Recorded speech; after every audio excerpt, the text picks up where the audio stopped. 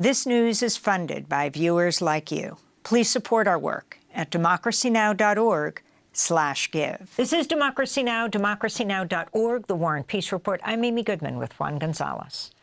Well, South Korea's parliament has impeached President Yoon Suk Yeol over his short-lived attempt to declare martial law. An earlier vote had failed after members of Yoon's ruling party boycotted the vote, but this time at least 12 members of his party backed impeachment. 투표 결과를 말씀드리겠습니다. Let me announce the results of the vote. The impeachment motion of President Yoon Suk Yeol was passed with 204 votes out of 300 total votes.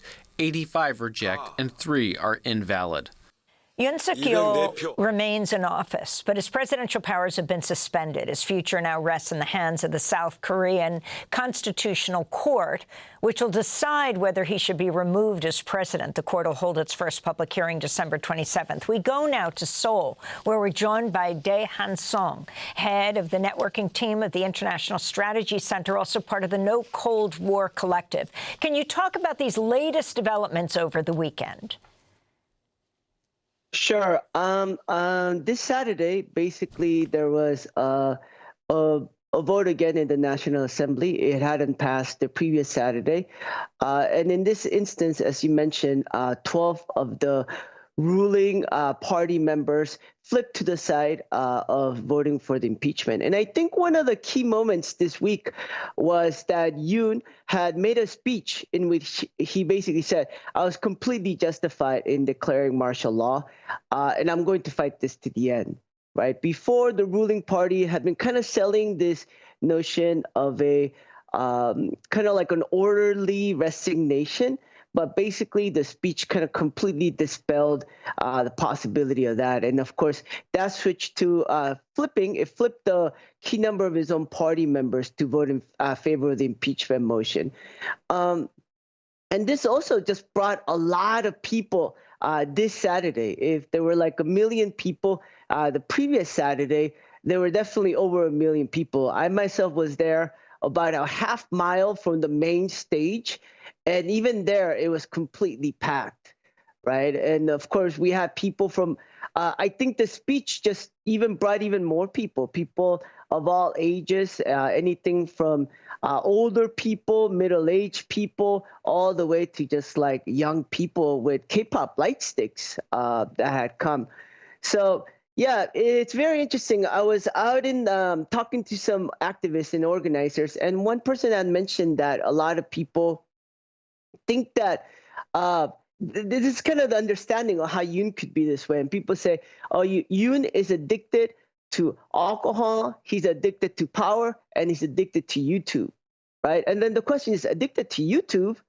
Well, I think the idea is that he is not watching the media. It just speaks to how out of touch he is with what people are thinking, and that he's mostly, the idea is that he's focused mostly on the right-wing, ultra right-wing media and all that stuff that is feeding a lot of his different talking points, right?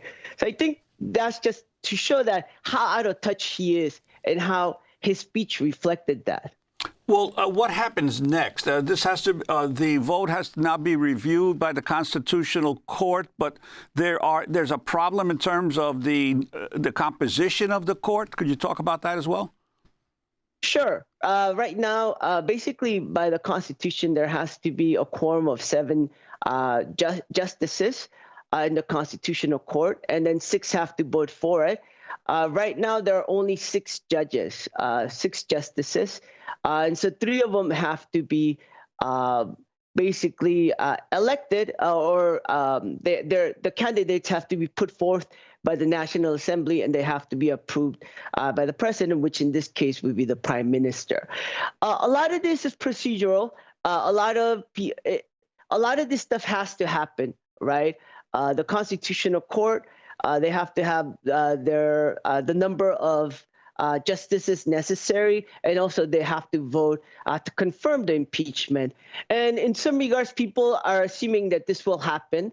But of course, people still need to be on guard, and there still needs to be a lot of eyes from around the world keeping pressure on to make sure that this process continues. And your concern about the rise of authoritarianism in the world and how South Korea fits into that picture right now, when you clearly have a people's movement that responded to the declaration of martial law and within 6 hours forced the president to take it back? Sure. I think in many regards, Korean democracy, it's not going to go, it's unwilling to be pushed back to the period of the dictatorship. It's willing to go back to when martial law is declared for no reason other than just to basically maintain your own power. I think what's interesting is that, of course, this is not the first time that it happened, right? 2016, there was also a process that impeached President Park Geun-hye for similar charges.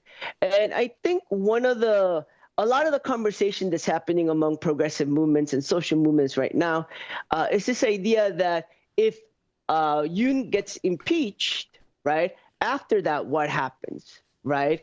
What is the process that follows that? And of course, in the last candlelight protest that impeached President Park Geun-hye, a lot of the reforms, the democratic reforms, a lot of these things that were supposed to happen didn't happen. And that's why 8 years later, now we see history repeating itself. So I think a lot of the conversation right now is about beyond defending democracy, how do you go into expanding democracy by carrying out a lot of different reforms that are necessary in Korea? Democracy Now! Is funded by viewers like you. Please give today at democracynow.org/give.